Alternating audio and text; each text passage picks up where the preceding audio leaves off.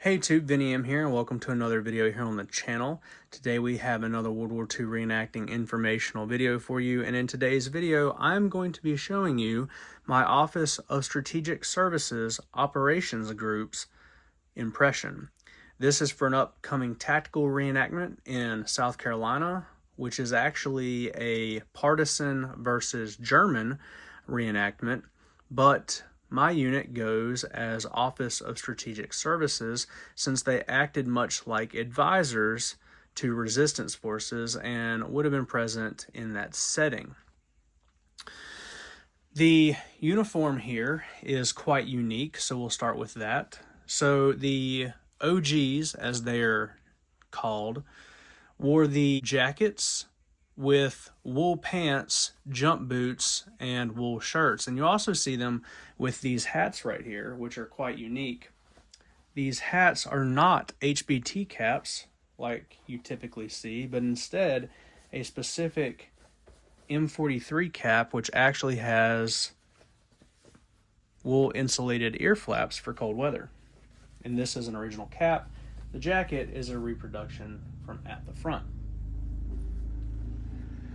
I'll insert some photos of actual OG teams so you can get a better idea of what we're going for here.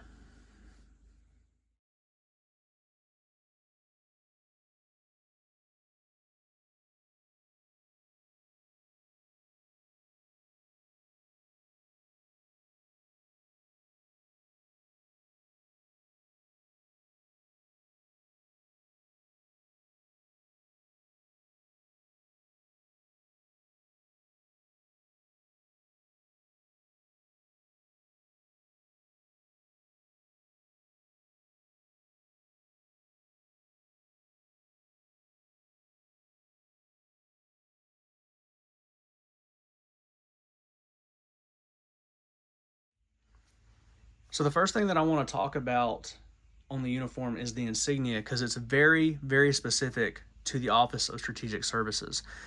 In the U.S. military, we are very accustomed in the World War II time period that divisional or unit patches go on the left shoulder. Flags, when they were worn on the right shoulder, oftentimes looking backwards to how we're used to them being today. This uniform is the opposite. The OGs specifically wore flags on their left shoulder. These are the same invasion flags that were worn by paratroopers on D-Day, mostly the 82nd Airborne. But the paratroopers wore them on the right, and the OG teams specifically wore these on the left. The purpose of this flag was to identify these members of the Office of Strategic Services as members of a uniformed military force of America and not spies, because they did operate behind enemy lines. If their uniforms did not ID them correctly, they could be considered spies. Now, the Office of Strategic Services OGs wore their wings on the right shoulder. These wings look very British in appearance, but they are not. These are also the same wings worn by the Jedburghs. The SF in the middle does not stand for Special Forces, it stands for Special Force.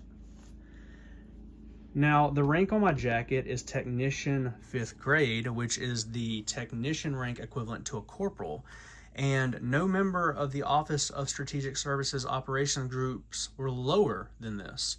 All of the riflemen in the OGs were Technician 5th grade. It was the lowest rank you could be in the OGs. So this is basically their equivalent of a private. The last piece of insignia is not uniform specific. It is just something that I choose to wear, and that is a German anti-partisan badge in bronze. It's just a little bit of bling. American troops were oftentimes known for taking enemy medals and putting them on their own uniforms as kind of a little war trophy. And since the OGs operated in areas where they were advising the resistance or partisans or whatnot, this is a badge they could have acquired off of an enemy. Now, outside of the slightly unusual insignia layout, the jacket looks to be pretty much a normal M43 jacket, but it does have a hidden trick up its sleeve, quite literally. The Office of Strategic Services was known to have quite a few kind of sneaky weapons in their inventory, and one of the things that is known to have existed are these little knives. This is a lapel dagger. This one is Zytel plastic so that you can use it at a tactical reenactment and not hurt anybody. And it is sewed into the wrist of my jacket in a leather sheath. And the notion behind these types of weapons within the Office of Strategic Services is that you would have a last-ditch weapon that was hidden. So imagine you're being taken prisoner by a single German and you think, well, I can get away from this guy, but he's got my weapon. You know, you have your hands up above your head, right? He's searching your gear. He doesn't know this is here. There you go. There's other mentions of items like the Jeep cap having a wire spooled around under the edge of it, where you could fish the wire out when your hands were over your head, sling it over your captor's neck, and do away with them that way. So quite a few things like that are unique to the Office of Strategic Services units, whether it be the JEDs, the OGs, the spies within the intelligence branch, and so forth. Now, diving into the pockets, in my top right pocket, I have my ID. Paper IDs, the laminated IDs didn't come out until substantially later. As a matter of fact, it's actually not thought that many enlisted people ever got one of the laminated cards. Typically, when you see originals, they're either medical staff or they are officers. So the only time you even see enlisted people have them are typically if they were enlisted medical. Have a OSS ID card. These were worn more in Washington, but it's a nice little thing if you get searched for the enemy to find. Escape compass and a silk map. This is actually a map of the property we're going to, which I made. So a little silk map to navigate by. Known as a bailout or evasion map. Also works if you're doing an Air Corps, like downed airman impression. This flashlight right here is actually an air crewman flashlight. It has yellow and it filters to red. This is an original. I think I've done a video about these in the past. This is something air crew would have. These guys were on air bases. It's something that could have been traded for. It's much nicer than having a large flashlight. In my top left pocket, I have smokes, Camels. A lot of people like Luckies. I'm from where Camel cigarettes originated from, so I like Camels. Camels and Luckies are about the only cigarettes you can still buy unfiltered and nearly identical to original packages. My lighter, have a Ronson. Sometimes I carry a Zippo, sometimes I like a Ronson. This is a Windy Ronson, so it has the shroud on it. Or I can lower the shroud. Too many people go for a Zippo. There's a lot of lighters from that time period that were not Zippos, so I like to do something a little bit different sometimes with my lighter. My bottom left pocket contains the pocket knife. This one's actually very late war right here. Some people will tell you these didn't even exist in World War II. I've got two books that say that they did, that they came about at the end of the war. So sometimes I'll carry this if I actually want some multi-tool capability, because it has quite a few different things on it that are quite useful. If I just want a knife and I know I'm doing an early war event that has specific early war parameters, I'll do a TL-29 lineman knife, which is a screwdriver and a blade, so it still has a little bit of utility. Or I'll do the paratrooper knife if I'm doing something like this. Guys that were airborne trained might have had or got their hands on, which is just a single blade, basically switchblade. I also have this little tin here. It's a little soap box, but what I keep in the soap box is some more stuff for Germans to find when they search me, some chewing gum, P38, and you can look up what that is. So a little basically pocket dump there, something for them to look through. And then on my bottom right, I have my Ear Pro, which is a period MSA ear defender with modern earplugs. I did a video already on how these look very period correct to World War II. I also have some Neva cream. I've ordered the actual World War II container so I can get rid of the crappy one that has the barcode. Neva cream did exist back then. It was German. So the event I'm going to is supposed to be very, very cold. And I have a white handkerchief. So that's why I have the Neva cream, because I know my hands are probably going to crack. And it's as period correct as a hand lotion can get for the time period. Now moving on past the jacket, the belt is the enlisted belt. That one is actually the officer belt. Right there's the enlisted belt.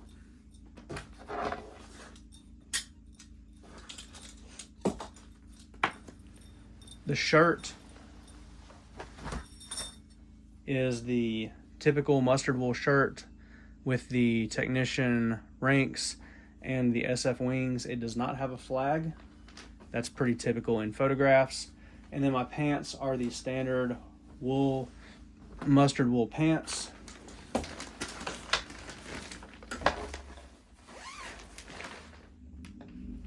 Straight leg. In the pockets of the pants, I keep my modern items. So, just in case my phone gets seen for a second, the case looks like a period camera. My keys are on a lanyard that is made out of period materials. All of this is down in my pocket, so this is the only thing you see, so it doesn't look that out of place. That way I can't lose my keys in an event because they're attached to my belt. And then my wallet is a leather wallet. So nothing in the pockets of my pants should be seen or searched at an event, but if it does get seen somehow, that's the way to make it look as period correct as possible. Now I didn't mention my wrist will have the Presidius A11. This is their older original civilian model, so it looks less military. That'll be my watch. My boots are Corcoran's with the black soles that are more correct than the current production ones, with the round laces which are more correct than the laces these things come with.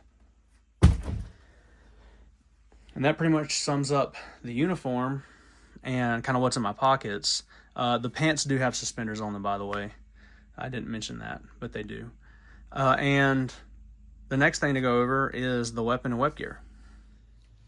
So the rifle of choice for my impression is the M1903 A3 Springfield. This one happens to be a Remington manufacturer.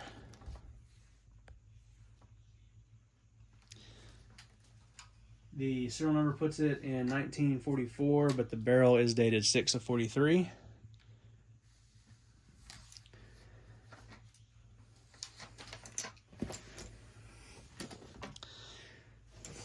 As far as the web gear, pretty basic. It's a pistol belt with suspenders. I have the reinforced suspenders because sometimes in this particular impression you do end up carrying a lot of weight, but not for the one I'm doing at the coming up event. This is a very, very light impression. This is correct to have these reinforced this way. I've seen originals like this. I have seen photos of people wearing originals like this, including a photo of Richard Winters where it appears that his are reinforced. And most people don't pick up on that. I have my ammo in rigger pouches. Since the M1903 is a bolt gun, it is 5-round stripper clips. 5 to a pouch. My 1903 has the sleeve in it where I can shoot the plastic blanks. Makes it really nice and cheap. So I have one of those on each side on my front, one here, one here. Have my canteen and cup on my left hip. On my right hip, you see a lot of OGs with these. This is the Jungle Aid Kit. The OGs did serve in the Pacific, and they also served in the Mediterranean and in Europe. But for some reason, even though this is the Jungle Aid Kit, you see OGs with it in the Mediterranean and in Europe.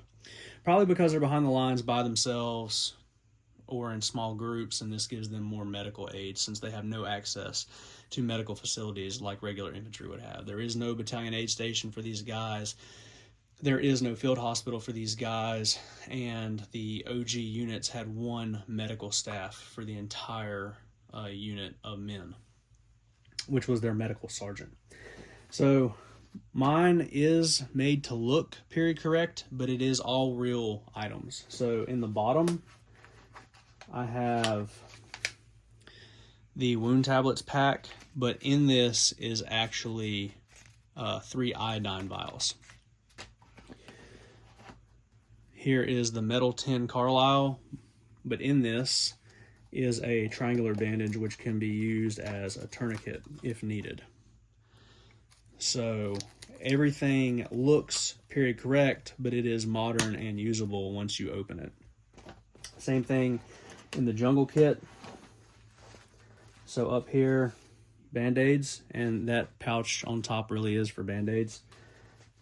Another wound tablet, and this one actually has a vial of bleed stop in it. So it's not quick clot, but it'll stop a small cut. So that's what's in this one. The bug repellent is actually bug repellent. This is a eucalyptus bug repellent. The Fraser solution is rubbing alcohol so that you have a way to sterilize wounds other than the iodine. The Atropine bottle contains emergency medications, primarily Benadryl for bee stings and such.